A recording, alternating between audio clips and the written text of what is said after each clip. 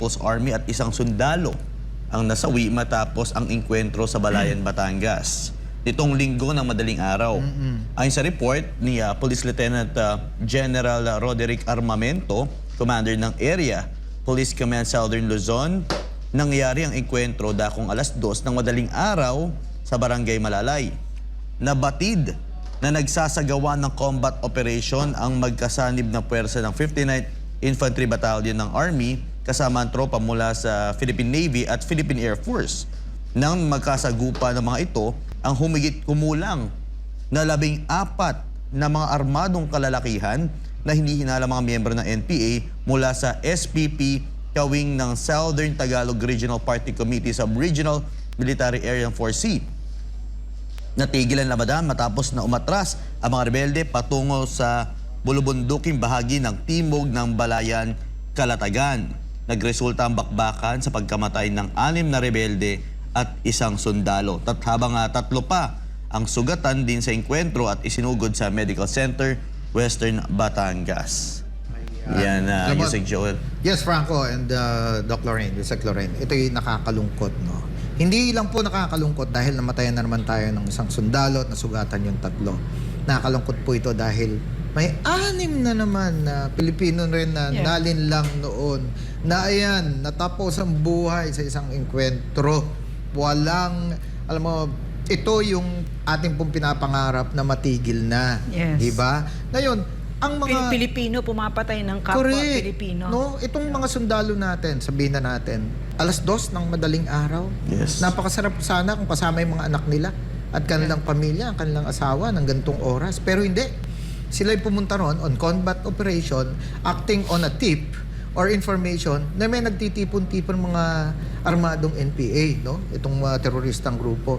And true enough, nagkaroon ng sagupaan ng engkwentro at namatay nga po yung isang hero na naman natin, no? Masakit na naman to doon sa, of course, sa commander doon sa area. At masakit din po sa mga pamilya nila. Of course, no? Yusek, ito, gusto ko lang basahin yung huling yung paragraph lang. Sinabi naman ng Philippine Army na nakakalungkot ang nangyari dahil nagpaplano na silang ituloy ang peace talks upang matigil na ang bawat Ayan. Oo. Yan. Yan, dyan mo makikita talaga, huwad talaga yung peace talks na yan at huwag nating kakausapin yung mga teroristang yan. Walang negotiations kasi hindi po, nakakalito kasi tinatawag pa nating peace talks. Terrorist talks yan.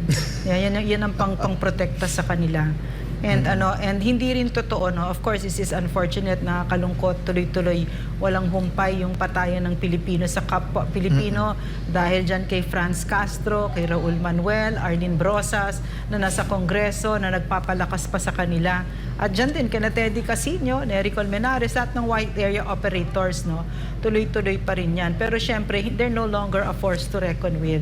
Matagal ng spent force na ang NPA, no? Kita mo naman, zero active guerrilla fronts, no? Syempre, papalakihin ito ng nakakaawang si Marco Valbuena ng CPP at sasabihin niya na may napatay sila, na sundalo, kahit na hindi niya i-mention yung 6, di ba, na namatay sa kanila. If you have to speak in those terms, di ba? Pero syempre, I echo what Yusek Joel just said now, no? This is a tragedy for our country. Yes. Now that why are soldiers still dying and why are Filipinos na naloko nila Franz Castro, bakit pa rin sila nagkakandamata? And I can only imagine na yung 6 na namatay na mga NPAs, bago sila namatay, napakahirap ng buhay ng mga yan. Totoo. Sumakit ang loob ng mga magulang yan, ng mga asawa nila, mga anak nila.